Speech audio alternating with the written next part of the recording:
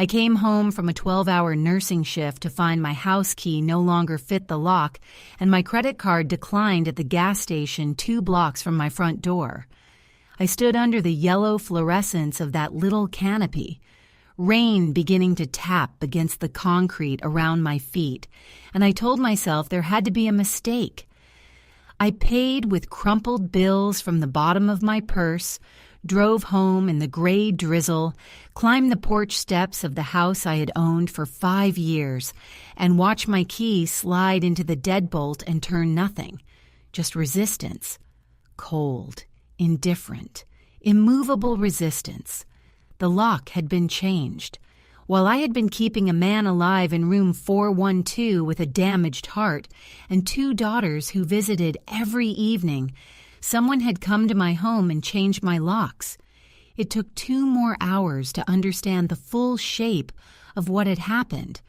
A locksmith confirmed the deadbolt had been replaced that morning, and then the quiet creak of the upstairs bathroom door, not quite closed, not quite open.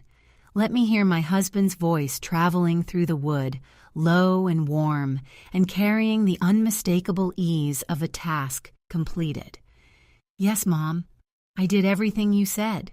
Took her keys and blocked her cards. I want you to understand what that sentence did to me. I did not scream. I did not cry. I stood in the hallway of my own home, the home with my name on the deed, the home I had painted eggshell white and sage green with my own hands over a long spring weekend, and I felt something in my chest go very, very still, like a lake in the hour before the ice forms. What came next was not grief. It was something colder and more useful. It was the beginning of war. But let me take you back to before, to the life I had that felt, in the way all lives do when you're standing inside them, completely ordinary. My name is Clara. I am 34 years old, a registered nurse at St. Augustine's Medical Center, which is a polite way of saying I have worked nights, holidays, and 12-hour shifts on my feet for 8 years while quietly building a life that belonged entirely to me. I bought my house at 29, a 1940s craftsman bungalow on Maple Street, with a porch wide enough for 2 rocking chairs and a garden in the backyard. I had been coaxing into something beautiful across 5 slow, patient seasons. The floors were original hardwood, warm and golden in the afternoon light. The kitchen smelled perpetually of coffee and the lavender sachets I kept in the cabinet above the stove. I knew every creak in every floorboard, every draft that slid under the back door in January, every corner where the paint had started lifting first. That house was mine in a way that went far beyond legal ownership. It was built into my body, into the rhythm of my breathing, into the small daily ceremonies that make a life feel like yours. The chipped mug I used every morning, the chair angled by the study window where the light fell best in late afternoon, the herb garden along the back fence that took 3 full seasons to finally decide to thrive. I met Daniel at a hospital fundraiser 2 years before any of this happened. He was quiet in the way that reads as thoughtful before you know the difference between thoughtful and avoidant, before you understand that some people's stillness is depth, and some people's stillness is just the absence of the courage to speak. He had a warm, unhurried laugh, and a steadiness that felt, after years of restless, unfinished men, like finally setting down something heavy. He remembered things. My coffee order, oat milk, 1 sugar, always in the big mug with the chipped handle because I liked the weight of it. The name of the song I'd mentioned liking once in a passing conversation months earlier. The anniversary of my mother's passing, which he marked every year by leaving a single white chrysanthemum on the kitchen table before I woke up, because he knew I hated elaborate sympathy, but needed to know I wasn't remembering alone. I fell in love with the version of Daniel I believed I was seeing, and I did it without reservation, which is the only way I have ever known how to love anything. We married in October, a Saturday that smelled of wood smoke and late-season roses, golden and cool, exactly what I had always imagined when I let myself imagine it at all. He moved into my house on Maple Street. That had always been the plan, and Daniel had always seemed to understand it without needing it explained. He called it our home, from the day he arrived with his boxes, which I found tender at the time. I would come to understand it differently later. His mother, Eleanor, was the first thing about Daniel that gave me pause, not dramatically, not immediately, but in the small, persistent way that certain doubts operate. Like a hairline crack in a wall you walk past every single day. You notice it. You tell yourself it's nothing structural. You keep walking. Eleanor was 62, a former real estate agent who had never quite transitioned out of the professional mindset, which expressed itself chiefly as a habit of appraising any room she walked into. Eyes moving methodically from corner to corner, floor to ceiling, taking inventory with practiced efficiency. I noticed it the very first time she visited Maple Street. She called the house charming and said it had good bones. And then she asked, with the casual directness of someone accustomed to discussing property, what I had paid for it. I thought it was slightly forward for a first visit, but Daniel laughed and said, "Mom," with that particular combination of affection and mild apology, and she moved on. She wore bold floral blouses and a gardenia perfume that arrived in every room roughly 30 seconds before she did. She called me sweetheart. She brought food, always homemade, always a little too much. She smiled with a warmth that felt in those early months entirely real. The first sign I could not entirely explain away was the phone calls. Eleanor rang Daniel every evening between 6:30 and 7, without exception. Not texts, calls, 20 minutes or longer, conducted with Daniel drifting to the back of the house or stepping out to the porch with the door pulled nearly closed. I told myself it was normal. His father had died 5 years before I came into the picture. She was alone. It was healthy for them to be close. But late at night after those calls, I would find Daniel at the kitchen table with his jaw set tight, slightly forward, the way it got when something was sitting with him he hadn't decided to share. He would reach across the table for my hand and squeeze it, and I would feel the worry in my stomach ease slightly, and we would not discuss it further. Month after month, I accepted this. We had been married just under a year when Eleanor started asking about the house in specific, practical terms. It began at Sunday lunch in March. I had made roast chicken with lemons and rosemary, the kitchen warm and fragrant, the table set with the good linen napkins. She arrived in her gardenia cloud, sat down at my table with easy comfort, and halfway through the meal mentioned, conversationally, that property values on Maple Street had risen close to 20% over the past 2 years. "You are sitting on a very smart investment, Clara," she said, and smiled at me with something I couldn't quite name, something that lived in the narrow space between admiration and appraisal, between warmth and calculation. I thanked her and said I wasn't planning to sell. She nodded slowly as if she had expected that and changed the subject without any visible disappointment. But Daniel had gone quiet, and he did not look directly at me for the rest of the meal. Then in May, at her home after a dinner with good lamb and open wine, she waited until Daniel was in the kitchen doing dishes and turned to me in the fire-lit living room, tea held precisely in both hands. "I've been meaning to ask you something, sweetheart. My situation hasn't been easy since Robert passed. Have you and Daniel ever thought about putting the house in both your names? Just as a formality for estate planning. We're family." The fire was soft and orange. The gardenia perfume was everywhere, sweet and slightly too much. "The house is already in my name, Eleanor," I said carefully. "It was mine before Daniel and I were married."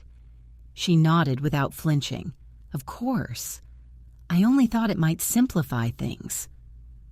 I drove home that night and lay awake in the dark, and I told myself I was being uncharitable to a lonely woman who loved her son, and eventually the exhaustion of a week of overnight shifts won out over the unease, and I slept. By August, the accumulation of small, strange things had grown too dense to dismiss without effort. Eleanor asked about my downstairs square footage, not once, twice in the same week, through Daniel, who mentioned it over breakfast with that tight jaw and a casual shrug. She came by a Wednesday afternoon in September while I was at work. Daniel let her in. Naturally, she was his mother. And when I came home that evening, the filing cabinet in the corner of the study had been moved. Just slightly. An inch, maybe 2. The kind of thing you would never notice unless you knew the exact location of every object in your own home, which I did. I opened the drawer and looked at the folder holding my deed, my mortgage papers, my home insurance documents. The papers were in the same order, technically, but they had been handled, held, examined, returned with almost perfect care. Almost.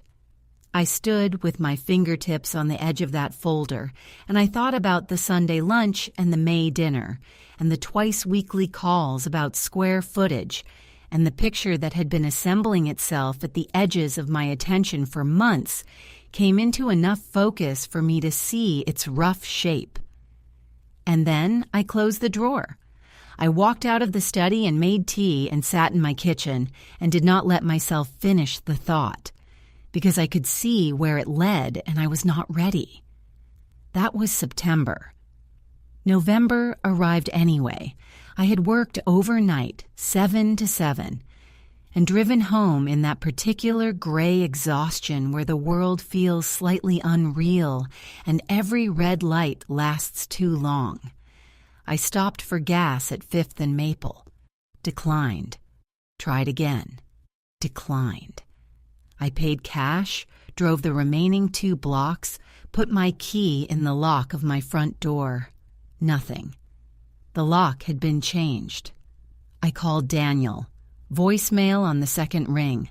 The deliberate voicemail of someone watching the phone and making a choice. I sat on my porch steps in the drizzle, hands in my lap, and waited. The locksmith came. He confirmed the new deadbolt, checked my deed on my phone, let me in. I thanked him and stood in my hallway and breathed the familiar smell of my own home. Coffee, lavender, old wood, and something else. The faint, unmistakable ghost of gardenia perfume. The study door was open. I never left the study door open. I walked to the staircase slowly, the old floors creaking under me with their familiar voices, each sound now carrying a weight I had never before assigned to it.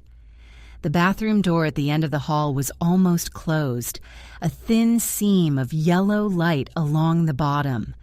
Daniel's voice was low, the low of someone who has not considered the possibility of being overheard, because the person he expected to be locked out was still locked out. I stopped breathing. Yes, Mom. A pause, and through the phone, faint, unmistakable, Eleanor's voice too distant for words but perfectly recognizable in its rhythm. "I did everything you said." A shorter pause, and then took her keys and blocked her cards. The world did not tilt. Instead, everything became exquisitely, almost painfully clear.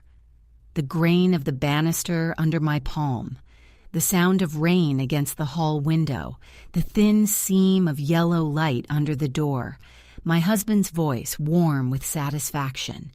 And behind it all, the March lunch, the May dinner, the filing cabinet moved 2 inches, every question about square footage and property values and estate planning, every call that ended with his jaw tight and his hand reaching for mine across the table. All of it connected. All of it part of the same deliberate plan. All of it leading here. I walked downstairs. I sat at the kitchen table in the home with my name on the deed, with its golden floors and its lavender smell and its garden waiting patiently in the dark outside, and I took out my phone. I had work to do. He came downstairs 7 minutes later. I know it was 7 minutes because I was watching the clock above the refrigerator, the round white clock I had hung there myself with a level and 2 screws on a Saturday morning 3 years before I ever met him. And I needed something steady to look at while I waited. I had not moved from the kitchen table. I had not made tea, not poured water, not done any of the small, soothing things I might otherwise have reached for in a moment of anxiety. I did not feel anxiety. I sat with my hands flat on the surface of the wood, and I watched the second hand move, and when I heard his footsteps on the stairs, second step from the top, then the 5th, each sound as familiar to me as my own breathing, I turned my chair to face the doorway and I waited. He stopped when he saw me. Just a fraction of a second, a small hesitation at the threshold of the kitchen. And in that fraction, I saw everything I needed. The slight widening of his eyes, the tightening around his mouth, the way his right hand moved almost imperceptibly, as if searching for something to hold. Then he arranged his face into a concerned husband expression and said, "Clara, hey, I was trying to reach you. I was worried." And I said, "Sit down, Daniel." He sat. The kitchen was very quiet. The refrigerator hummed its low, constant note. The rain was still going outside, soft and persistent against the window above the sink.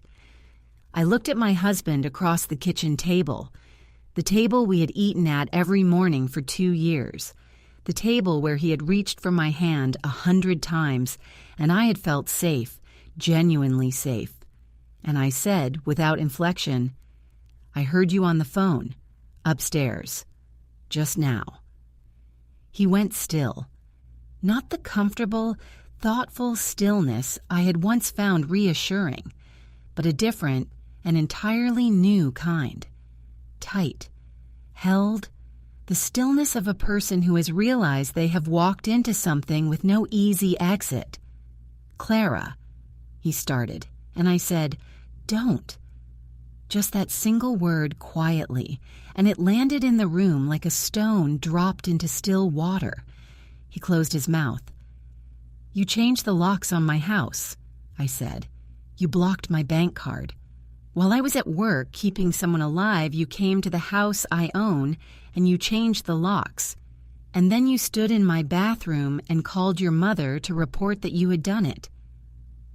I watched his face.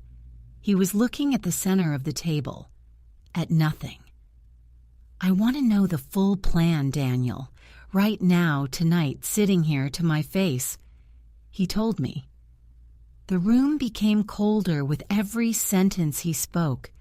Eleanor had not simply wanted to be added to a deed, or to ask for money, or to push for some informal arrangement. Over the past year, quietly, systematically, beginning shortly after our first anniversary, she had been building a legal strategy with the help of a family attorney she had engaged in July, a detail Daniel delivered to the table surface in a near whisper. She had researched statutes. She had gathered documentation about the property, about our marriage, about my earnings. She had, with Daniel's full knowledge and partial assistance, removed my original mortgage paperwork from my filing cabinet and had the property assessed by a third party at a value well below market. a fraudulent undervaluation designed to limit what I could claim the house was worth in any legal proceeding. The plan was to file a family court action arguing that Daniel, as my spouse of 2 years, held a legitimate cohabitation claim to a share of the property. The locked door and the blocked card were designed to ensure I could not move quickly, could not consult an attorney, could not access emergency funds, could not act before Eleanor's filing established the first position in court. He used the word leverage, and I watched him say it, and I watched the moment after he said it when he heard himself and understood, possibly for the first time without the cushion of rationalization, exactly what he was describing. Leverage, I repeated. He said nothing. You took my house key and blocked my account to give your mother leverage against me in a legal action she's planning to bring against my own property. The silence that followed was the loudest thing I have ever sat inside, louder than any argument, any accusation, any door slammed in anger. He did not deny it. He did not reach for an explanation. He sat at my table in my house and he was silent. And in that silence, he confirmed everything I had been too careful to ask across a whole year of morning breakfasts and evening phone calls and tight-jawed late nights. He said finally in a voice that had lost all its shape, "She's my mother. She's been alone since my father died and she was frightened. And she came to me and I thought I could find a way for everyone to be okay." He looked up at me. I thought I could manage it so that nobody got hurt. I held his gaze for a long moment, and then I said very quietly, "There was no version of this where nobody got hurt, Daniel. You knew that. You chose not to know it." Something moved through his face. Not quite guilt, because guilt implies surprise. Just the arrival of a truth he had been keeping at a deliberate distance for a very long time. I stood up, picked up my phone, and called my father. He answered on the third ring. I told him what had happened, briefly and in order. He was silent for 2 or 3 seconds. The particular silence of someone who is not reacting emotionally but assessing structurally. And then he said, in his steady engineer's voice, "Go check the filing cabinet, right now, while we're on the phone. Make sure the deed is there. Check everything." He paused. "I'm going to call Robert Chen." Robert Chen was a property attorney, the son of a former colleague, mentioned exactly once 3 years ago at Christmas, in the context of a neighbor's land dispute. The fact that my father thought of him immediately, without searching his memory, without hesitation, told me that he had been watching this situation more closely than I had ever imagined and had been keeping certain information quietly ready, just in case. I went to the study with the phone still at my ear and opened the filing cabinet in the desk lamp's light.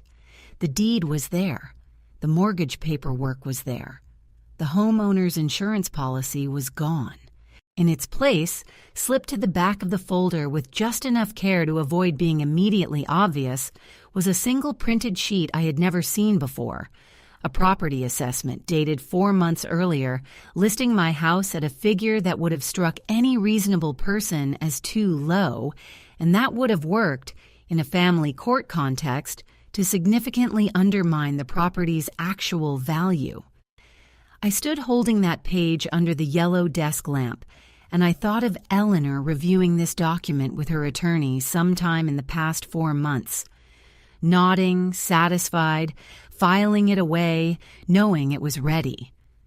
I thought about the March lunch with the rosemary chicken, the May firelight and the teacups held precisely in both hands, every sweetheart, every plate of food brought to my door. I thought about the vast, patient architecture of what she had constructed across a year of ordinary family dinners, and I felt something inside me sharpen, Not hot, not frantic, but precise and cold and entirely useful. The clarity of a person who has finally, completely, stopped being surprised. I photographed every page in the folder. I photographed the fraudulent assessment in full. I texted everything to my father. Then I sat in the desk chair and breathed once, deliberately, and picked up my phone. Robert Chen called me that evening. He listened to everything without interrupting, with the focused quiet of someone already thinking 3 moves ahead while you speak. When I finished, he said 3 things. First, Eleanor's spousal property claim, given the specific circumstances, premarital sole ownership, mortgage paid entirely from my personal income, no joint financial entanglement of any kind, face serious legal obstacles that any competent judge would scrutinize closely. Second, the substituted assessment document and the removal of my insurance policy without my knowledge or consent constituted potential evidence of both fraud and unauthorized removal of private property, and were, if anything, more useful to my case than to Eleanor's. Third, he was available. I retained him the following morning. What followed over the next 3 weeks was not dramatic. There were no confrontations at family dinners, no screaming across parking lots, no scenes designed for an audience. It was quiet, systematic, and extremely thorough. The methodical dismantling of something that had taken Eleanor nearly a year to build. Robert filed a formal response that included a sworn statement from the locksmith confirming the date and time of the lock replacement, the bank's written confirmation of unauthorized account interference, photographic documentation of the substituted assessment with its provenance fully traced, and a formal notification that any further action on Eleanor's part would initiate a comprehensive forensic investigation into the creation of that document and the circumstances under which my private files had been accessed. He noted, briefly and without theatrics, that we had evidence supporting a civil fraud claim, which we were prepared to pursue independently if necessary. Eleanor's attorney did not respond for 6 days. When the letter finally came, it was 2 paragraphs. His client had reconsidered her position. She would not be filing further action at this time. I sat in Robert's office and read those 2 paragraphs, and I had expected to feel the clean satisfaction of having won something. What I felt instead was more complicated. A cool relief with something heavier moving underneath it, the way deep water moves beneath a still surface. Because the legal matter had been, in the end, the simpler part. The harder thing was sitting in my guest room. I asked Daniel to leave 2 days later, not in anger, not in a scene, over coffee in the winter morning light at the kitchen table where he had told me everything. He did not argue. He sat for a long time looking at the mug in his hands. Then he said, one final time, "I thought I could find a way for nobody to get hurt." And I said, for the last time, there wasn't one. There never was. He nodded, once, slowly, and that was all. He left that afternoon with 2 suitcases and did not take the white chrysanthemum from the windowsill. Whether by accident or by the only honest impulse he had left, I cannot say. I left it there until it died on its own, which took 3 more weeks, which seemed about right. Eleanor called me once, in December. A Thursday evening, her number on the screen, no voicemail left. I deleted the missed call. I made tea. I sat in the chair by the study window where the afternoon light came in warm and oblique across the golden floors, and I thought about the architecture of what she had built. The patience, the planning, the long, careful performance of warmth that had never been warmth at all, just scaffolding around a legal strategy. And I thought about the one thing she had failed to account for. A person who, when pushed past her own capacity for accommodation, does not collapse. Eleanor had mistaken my patience for softness. She had mistaken my trust for leverage. She had been wrong about both, and the error had cost her the one thing she had wanted. The herb garden survived the winter. I checked on it in February, on a morning when the first real warmth of the approaching season was visible in the angle of the pale light, and found the rosemary standing exactly as I had left it, stubborn and fragrant and entirely indifferent to everything that had happened on the other side of the fence. I stood in my yard behind my house, breathing the cold air and the smell of herbs, and I thought about the woman who had bought this place at 29, alone and certain, and quietly determined to build something that belonged to no one but herself. I thought about what she had learned, at considerable cost, about the difference between people who are steady and people who are only still, about what it means to mistake patience for invitation. I replaced the dead chrysanthemum with a pot of rosemary from the garden, which seemed more honest, something that requires consistent tending, but gives back more than it takes, something that asks only to be left in its own soil, in its own light, to grow at its own pace, without anyone else deciding what shape it should take. My house, my name on the deed, my door, with a lock that only I had the key to. Some things I have learned are not meant to be shared or negotiated or managed on someone else's terms. They are meant to be kept carefully, exactly, entirely on your own, and defended when necessary with a clarity that has nothing to do with volume and everything to do with knowing, with absolute and unshakable precision, what belongs to you and why it was always worth protecting.